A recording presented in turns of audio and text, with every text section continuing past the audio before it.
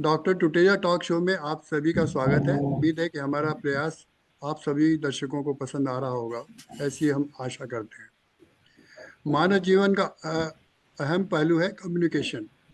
आप किस प्रकार इसका उपयोग करते हैं, इसी से आपका व्यक्तित्व निखरता है।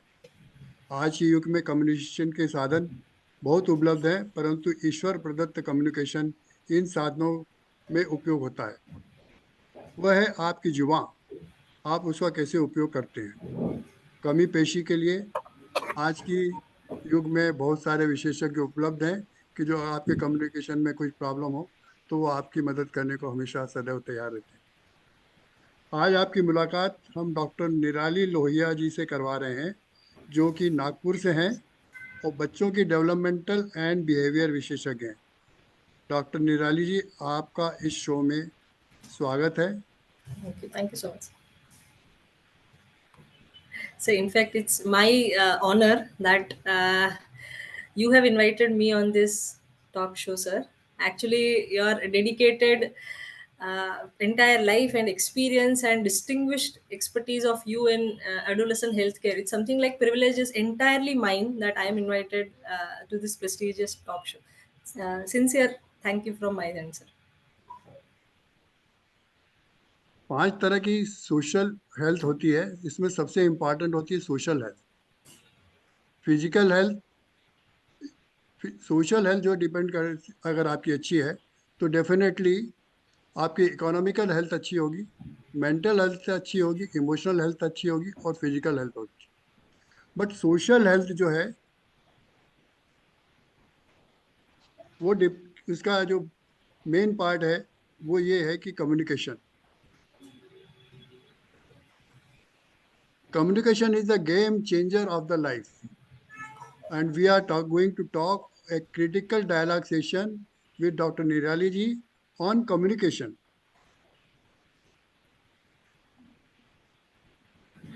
She is a developmental and behavior pediatrician, Silver Lining Pediatric Super Specialty Center. She is from Nagpur, Maharashtra. Visiting fellow in developmental pediatrics in neurodisability in Liverpool, United Kingdom. Trained in national and international courses. Maharashtra State Coordinator, part of Technical Working Group, UNICEF. Publication 13 and reviewer of many magazines. Area of special interest is early intervention at NICU, Engage, ESD, developmental delay, ADHD, NICU, and so many things. And she is really super person. Thank you so much, sir.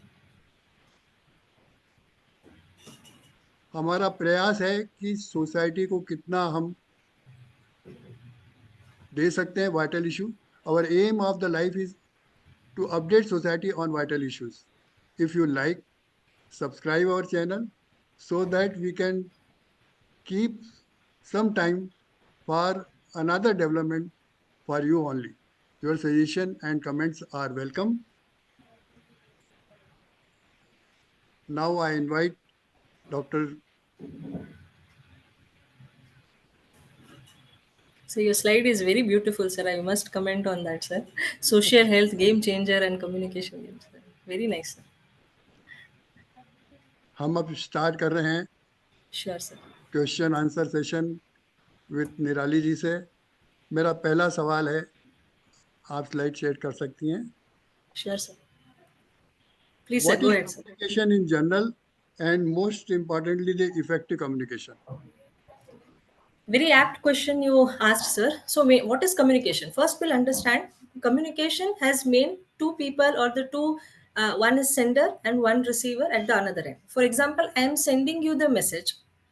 You are receiving my message, and we are exchanging this information or content through this podcast. So this is something what is called a communication. It can be anything. You can exchange your information, your ideas, your messages, or any spiritual ideas, anything between one or two or three individuals, or even a group through a common system. So, as I said, I am the transmitter or the sender, you are the receiver, and this podcast is our messenger. Even WhatsApp, even emails, we can communicate through any of the following domains. What is important is effective communication. In today's generation, it is very important to understand what is effective communication. If you go in the interview and you don't know how to communicate, how to reply to a so and so person, then it is not an effective communication. For children, we are basically dealing with children. I am a developmental pediatrician, so I'll just quickly give you an example how an effective communication, as you can show in this, see in this picture, a papa, a parent figure, and a child. He is trying to make sure that her child learns ball, a new word, through the effective communication. How this is effective communication? First of all, it is meaningful. How it is meaningful? Because he is using the word as well, ball, along with he is using a real object, ball, through it. So this is a very specific meaningful communication it shows. He is not speaking ball पकड़ के वो pen लेके नहीं खड़े हैं. Second is purposeful. It has a purpose. He wants to make sure that his child learns a new word. His purpose is to improve her vocabulary. So it is purposeful. Third and most important is intent of communication. What is his desired motive? It's only one word, ball. He's not speaking an entire sentence. This is a ball. Maybe a 15-month-old will get confused. What is this? What is what is ball? So he's just saying one word, exactly arrow on the target, ball, he's holding the ball. When he'll do repeatedly this practice continuously with his child, I'm very sure in the same tone, in the same playful manner, with good enough reinforcers, the child will associate ball with ball. So this is how an effective communication basically looks like, and this is what the passing of my message or the first message is. Rather than communication, focus on effective communication. Thank you, sir. What are the communication disorder usually we say बोलता नहीं है? Usually patient की शिकायत होती है कि बोलता नहीं है. Usually and speech, so the speech is delayed. Can you elaborate its types? Yes. Thank you so much, sir. Again, a very apt question. As we usually see and say and hear that bolta nahi hai is a communication disorder. However, it is just one of the subtype of communication disorder, that is a language disorder. Initially, what we used to say, receptive language delay, expressive language delay, was a combination, was a subtype of language disorder. What is language disorder? So when you are not able to understand or perceive the language which is spoken to you, or whether you are not able to express the language, when you have difficulties in these domains, isolated or combined, this is what is called a language disorder. So the first type, bolta nahi hai, is an expressive language disorder. Second, important is speech sound disorder. This is mainly suggestive of how a child pronounces a sound. Basically, r, l, t may come later, but however, some of the sounds, like 2-year-old child, at least has 50% of intelligibility of speech. A 3-year-old child should have at least 75%, and basically a 4-year almost have 100% intelligibility of speech. So it is focusing on how clearly you can speak. Initially, it was called phonological disorder. Now, the third one, categorization, this is all as per DSM 5, because we have made this presentation as per DSM 5, all evidence based. Third and important is childhood onset fluency disorder, what in general layman term, what is called stammering or haklana. In our term, it is stuttering or developmental stuttering, in which the fluency and the rate of the speech is affected. He may take first word as mama mama mama or mama mama mama. Okay, so it is basically related to the fluency of your speech and is the sentences. Fourth and very important, in present generation, what we say digital natives or digital era, this is very important, social communication disorder. We all are social human beings, social animals, or we can say. So presently we have to make sure, with the increased use of digital uh, devices, our social interaction has, or human engagement has reduced, and this is giving rise post pandemic, it's something like an alarming rise social communication issues, where children are not able to understand verbal or non-verbal communication in social context. So if you are going to your auntie and you are not able to understand why she is raising her eyebrows, why she is trying to point you, why how she is calling you, then you have social communication issues. In later childhood or in older age, If the child is not able to understand sarcasm, humor, metaphors, double line sentences, then we say it is a pragmatic communication disorder. It's very important to understand that social communication disorder is different from autism spectrum disorder, because in autism spectrum disorder, along with social communication issues, you see certain restricted repetitive pattern behavior or repetitive play, while in SCD, usually this is not observed. And most important, if you are not able to fit any of the communication issues in the above listed, you can say unspecified communication disorder, what we usually say idiopathic in medical terminology or in the basket terminology. So if you are not able to fit in any of this four, you may say it's a unspecified communication disorder. Yes.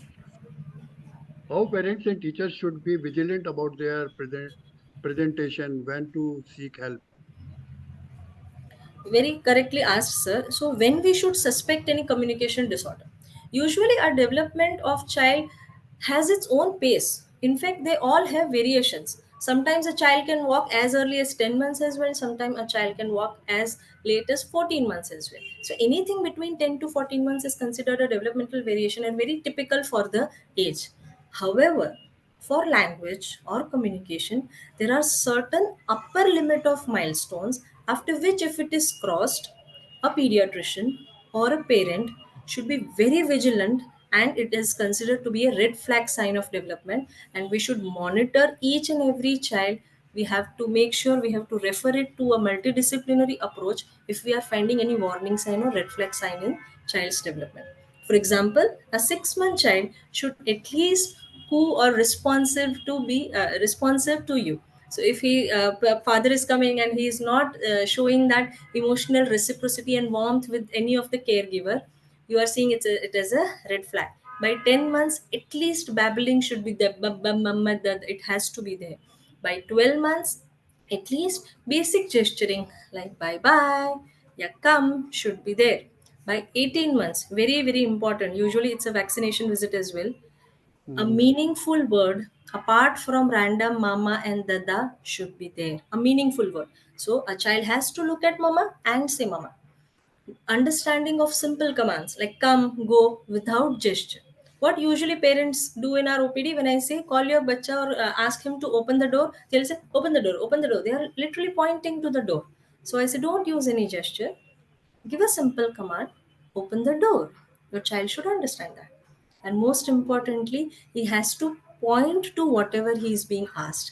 Like, where's mommy? Where's daddy? Where is fan? Basic surrounding object also he should identify by 18 months. Very crucial, because as we pick up early, neuroplasticity works so beautifully on this child, and the child will show optimal development in later childhood. At 30 months of age, if he is not able to pretend play, less than 50 meaningful words of vocabulary, no two-word phrases like mama do, papa gaye, mama come. And as I said, intelligibility of speech is very important. So at 30 months, if you are not able to understand what the child is speaking, half of the sentence also you are not able to code it, then it is something less than 50% intelligibility. And at any age, if your child has concern of avoiding eye contact, have trouble following your commands, is repeating words like ABCD पूरा बोल लेता है, 1 to 10 बोल लेता है, but he is not basically communicating like Papa, आओ, Mama, डर, Mama, भूख, then you have to understand this is echolalia. Give or Yes. rote learning. Give unrelated answers to questions. Get upset by small changes like wearing same type of clothes, wearing same type of eating same type of food. Have obsessive interest of JCB or another heavy vehicles or anything, small things, and he's too much into that, engrossed in that. Flapping their hands on a repetitive behavior, you see unusual reactions, or what we say sensory issues with the child, like he is inappropriately smelling, tasting, looking, or feeling other things, or he is seeking another things. If parental concerns at any age, when parents say you in your OPD that my child has one or another concern, he is moody, he is not responding to me, take it seriously, because parental concern is very, very crucial. They are seeing other children and then they are comparing, it must be of some concern.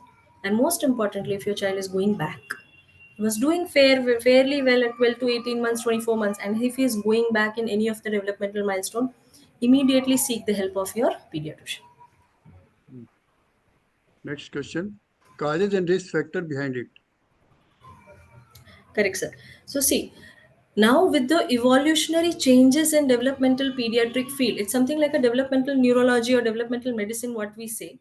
Even the Yeah. communication disorders has common genetic and epigenetic risk factors. First of all, we have to understand what is causation and what is risk factor or association. So causation is having a direct link and is leading to the problem. However, risk factor is multiplying or it is related to your problem. However, it is not directly causing your problem. So it is associated with the problem in one or another way or significant or non-significant way. But however, it is not directly leading to the problem. What we say that increased screen usage gives rise to language delay or virtual autism or autism spectrum disorder. However, the correct thing is it is associated with increased screen usage is associated with the features of autism spectrum disorder or communication disorder. So as you can see, there are some models which have been proposed in research. First and foremost is genetic models for all the communication disorder. For example, if the father was a late talker, if the father had stammering or stuttering, if the mama or any of the maternal side has also issues of speech sound disorder, it is very commonly seen that they get inherited to the child as well. Most likely male child has more predisposition as compared to female children. Secondly, there are something called lesion models. For example, there are a lot of epigenetic changes which are coming rise in the environment as well during the perinatal care or the natal care, which is altering your genetic expression. And because of this, the genetic disorders are expressed in completely different way. And the communication disorders are on rise. They are in fact significantly on rise. 1 in 10 child coming to a healthy clinic may have one or another communication issues. Hmm. Third thing is environmental models. As I was saying, there are certain risk factors which are not directly causing the communication disorder. However, their association should never be, should always be considered strong. For example, screen use. For example, less of lack of sleep hygiene. For example, chemical exposure during pregnancy, and the list goes on. अगला सवाल है, do they have association with other disorder और other कोमार्बिडिटीज? Yes, sir. So as I was mentioning that the comorbidities in neurodevelopmental disorders is usually a rule rather than an exception. So one or two neurodevelopmental disorder you usually see in one or another child.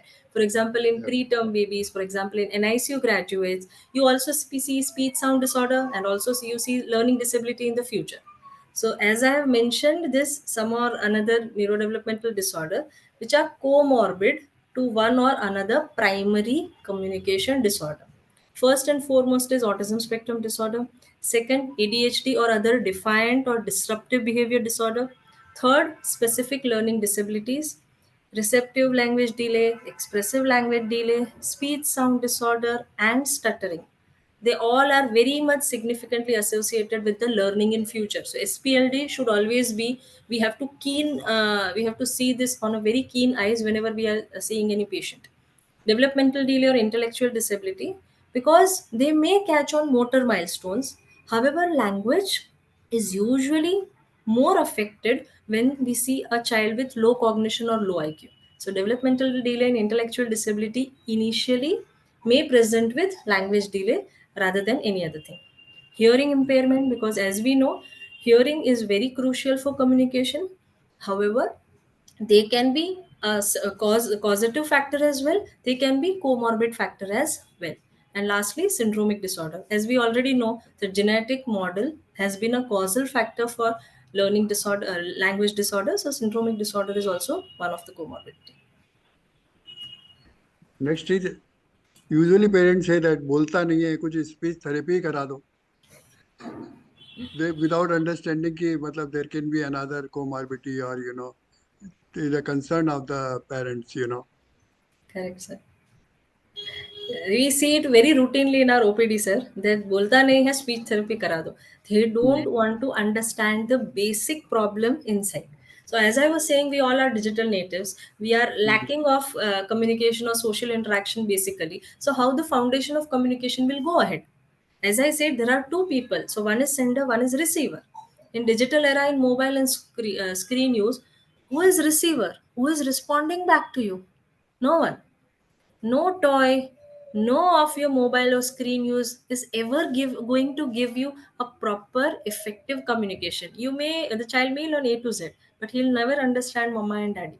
So it has to be first understood that we have to be there. The ideal intervention program, although it is written fourth family needs, I'll say it has to be first a family involvement, or the family has to understand what is the core problem. Mm. Second, chronological age. We all know that a 2-year-old child should not be exposed to too much of like color, letter, number. He may learn it with age. So first of all, we have to make an intervention program as per the age of the child, that is chronological age of the child, and most importantly as per the developmental level of the child. As you can see, this was a 2.5-year-old boy, but significant delay he was showing in all of the domains. So significant delay is at least less than 50% achievement in all the domains. Mm. So if he's 2.5 years, he's achieving the age of 1.2 or 1.3 in all the domains, or maybe less than that. How you can give the similar kind of activities in your therapy program or in your intervention program, just what you are giving to a 4-year-old child? So, a parent or a pediatrician or a therapist has to understand what is first the chronological age of the child. Most importantly, what is the developmental level or DQ of the child. Child has to perform what he can do, what he cannot do. So, we can make a graph of weaknesses and strength, and accordingly, we'll formulate the goals. And this is how an ideal interventional program looks like. And most important and foremost is a family has to get involved in this intervention program. Can you give more specific idea about early intervention and management studies? Yes, sir. Obviously, I'll describe it more along with some examples as well, so it will be easy. So, how an ideal interventional program looks like? First, as I was saying, you have to perform a developmental and behavioral assessment on each and every child to make sure we find the weakness and strength of the child. Accordingly, if you see the play pattern of the child, socio-emotional age of the child, if you see a language level or the cognition level of the child, you know what is the age of the child. So you can make or formulate an individualized program. Now we have to conduct one is to one or one-on-one session. Because in school many a times parents say, madam school में भी तो जाएगा ना, वहाँ पे भी तो activities कराएंगे, करना वो सीख Mm. लेगा. So usually I say it's never 1:1. They may call your child 1 or 2 times, but after that he may be isolated. He requires one-on-one session as per his developmental level. So that is very important. Third, usually what I see in my clinic is whenever they are coming from outside or just from a therapy center rather than a developmental center, there are no documentation. Child is going for therapy for 2 years. What kind of therapy is going, what kind of goals has been formulated, how the child has improved, what are the other things which need to be mentioned. So there are no documentations. It is very important. Every fortnightly you have to sit with the parents, you have to conduct a counseling session, and you need to document how we are going ahead and what are your further goals. So documentation is very important, specifically in this medical legal era. Then each professional with specific expertise. I'll not Mm. say it's an occupational therapy or speech therapy, it's a developmental therapy. A therapist who understands the basic needs of the child can build a good rapport, know the subject in depth with the specific expertise, can work with any of the children with neurodevelopmental disorder. I have mentioned autism, with any neurodevelopmental disorder or communication disorder, they can work with. Again important is how much to give. So usually parents say ma'am hum ghar pe kar lenge. So if you see the literature, it is usually said 3 to 4 hours of intervention program with that much intensity is required when your child is diagnosed with any of the communication disorder. So if you see 25 to 28 hours per week stands for 3 to 4 hours a day. And why I have mentioned generalization, because it is very important. Outside that therapy room, a child has to reciprocate with all the caregivers in front of everyone, usually on one go. So if you are not able to generalize what is being taught in that one therapy room, that is just we are making him rote learn, ratare, ratare. So it is very important. Intensity has to be specific, and it has to be generalized. Hmm. Obviously, after I see the child, we usually do not discharge. I said, okay, you do the therapy now. I am not of much use, or you don't have to come to me. No, you have to come to me every 2 to 3 months to make sure we'll formulate a goal. We'll track your child's developmental trajectories, whether he is improving or not. Because with increasing demands, he has to meet with the expectations, otherwise, he'll be left behind in school or another community settings. So Hmm. holistic approach with all the people, a pediatrician, developmental pediatrician, group of therapists, again meeting and taking follow-ups. Most importantly, parents and child. That is what is I was mentioning about holistic approach. And family involvement should be always foremost. You have to counsel them as well. You have to make them allow as well. Let them sit in the therapy room. Let them understand what you are doing with your child. And this is the way forward for any neurodevelopmental disorder. So I have just given an example how to improve on social communication if the child is coming with such issue. First of all, obviously increase eye contact, build a rapport with your child. Your second will be social orientation, that he has to look what you are looking at, the more about social, creating more of social awareness.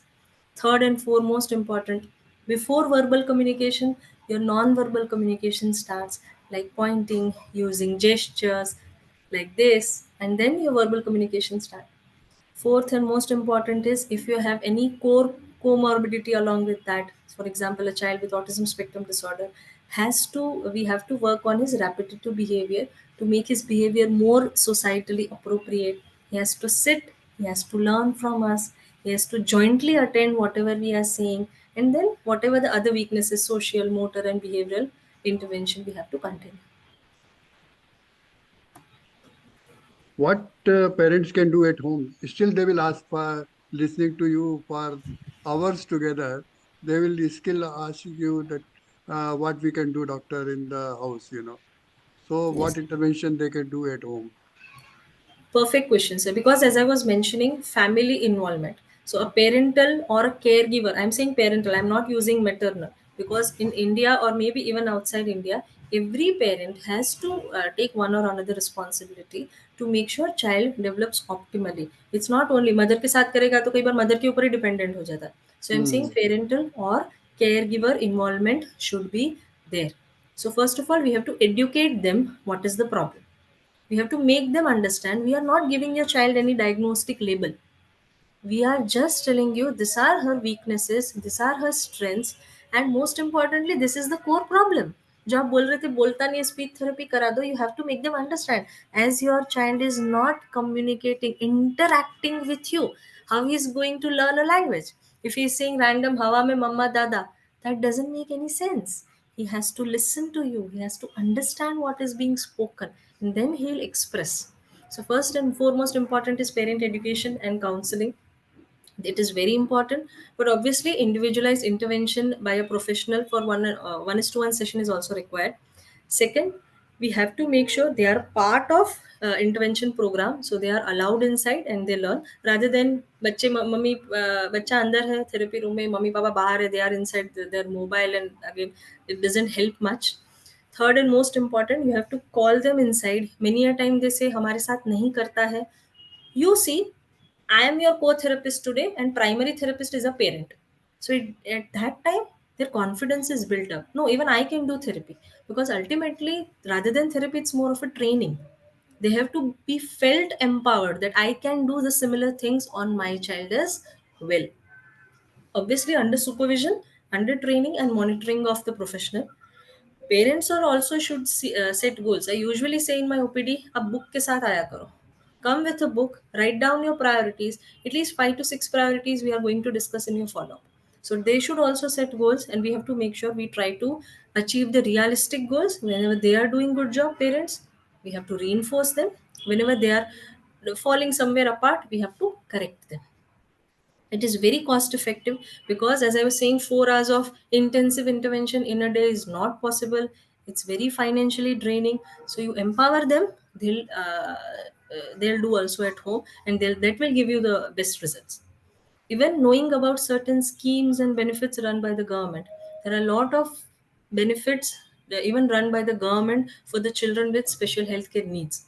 So they have to make sure, they have to learn all this. Cards are made, there are discounts, some financial aids have been given, then there are a lot of insurance schemes, income tax benefits are there. So everything a parent has to educate themselves as well. हम्म। कुछ rapid fire question पूछ रहे हैं सवाल जो कि I'm parents के ready. होते हैं। Quick screening tool for communication disorder in children in your clinic. Okay. So, as a developmental pediatrician, sir, I don't usually use a screening tool. I directly do a developmental assessment of Bailey's or Mullen's. But if a pediatrician wants to use TDSC and LAST by CDC Trivandrum, they are very good screening tools for language and communication disorders. Warning sign in 18 month old age a vaccination. Okay. So, as we mentioned in red flag signs, 18-month-old vaccination, meaningful word apart from mama dada, and most important, understanding commands without gesture. So, these two things should be at least there. Name one of factor that most impact a child therapy outcome. Child therapy outcome, most important, family involvement. A parent has to be trained. How do you incorporate parents और caregiver into therapy session? Is So very it is important. something what I say, extended therapy session. Outside that 1:1 room, it's an extended therapy room. They have to generalize it in different community settings. What is the most common misconception you encounter among pediatricians about communication disorder? बोलेगा, late बोलेगा. They just want to satisfy them कि बोलेगा बोलेगा wait करो, but कब late बोलेगा बोलेगा. Parents बेचारे परेशान हो जाते हैं। Yes. Sometimes we lose that early intervention age. That is only that critical age is very important. That is my just my takeaway. That early Actually, that intervention should is be crucial. sent to behavior pediatrician who is dealing with this, the communication disorder, rather than lingering the things on for a long time, so that early intervention is delayed. And the response then you don't get, and then you blame the कि हमने तो यहाँ भी दिखाया वहाँ भी दिखाया, but there is no we could not get the positive outcome of our child, even after expending so much of money, and we have lost that money, and the child is not well. So Correct. I request on your behalf and my behalf that when the child coming to pediatrician, they should say to frankly who is the person who is dealing with it, and what will be the nearly cost to it, and how much time it will take. I think these are the three important things which a parent should know about their child, so that early intervention can be done and we get a positive outcome, so that the is a positive child for the society, for the family, and for the country. That's what I think so. Correct, sir. Very correct. In today's generation, only IQ is not important. Even SQ, EQ, they are coming up and they are equally very important. And especially, we have to make sure the child builds a good amount of resilience to live as an independent individual in this Yes, society. definitely. Yeah, He many has times to like, sir, develop. parents also try to Google the things. A pediatrician refers very generously, but they also Google. They think that it may the child may speak late, or father was a late talker. So there are myths in the society as well.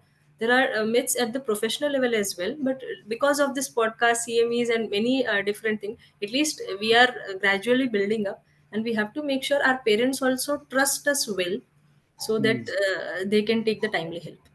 I request all the pediatricians of the country and IIP that if you get such patient, that should be referred early in the time to the person who is dealing with it. There are a lot of specialties in pediatrician now, and one should not restrict that patient चला गया तो फिर हमारे पास वापस नहीं आएगा. That funda is gone, and the parents are today, they are awakened at a lot. If you don't respond, they will go to the media, they will go to Google, they will search it everywhere. They will corner a family who has got a sick child. Definitely, they will search out from anywhere. If you don't tell, they will search it out. It is better you tell them and guide them in a proper person so that the family is benefited and we get the positive outcome. Thank you so much, Nirali ji. कि मतलब I think the viewers must be enjoying it with the communication disorder. मैं मेरे एक friend doctor Sameer की मेरे tag line को बोलना चाहूँगा, बातें गिरा देती हैं फासलों की दीवारें। Yes. तो ये कम्युनिकेशन जो है बातें ही हैं जो अगर बच्चा बात नहीं कर रहा है तो विचारों के बीच दोनों के बीच में एक दीवार ही है। उन दीवारों Correct. को गिराना है तो आपको डेफिनेटली राइट पर्सन के पास राइट टाइम में पेरेंट्स को गाइड करके पेशेंट को भेजना चाहिए जिससे कि वो कम्युनिकेशन डिसऑर्डर से निकल जाए और एक समाज को परिवार को अच्छी देन दे। So much I hope that all the viewers are enjoying and they will subscribe the channel so that we can do much better Yes, sir. with persons like Nirali Lohia and Thank you so so much. many people in Central IP. We have got a lot of faculties and young faculties. They are doing a lot good Thank you, sir. for the society. So And you are just being modest enough, sir. We all are following your footsteps. I think that is wonderful talk. And Thank you so much. thank you so much to be with us. Thank you Thank you so so much. much once again, sir. Okay. Please take care, sir. Bye, sir. Thank you, sir.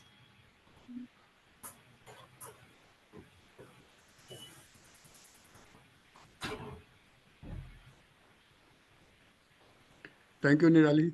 Bye, bye, sir. Take care, sir. I'll call you, sir. Thank you.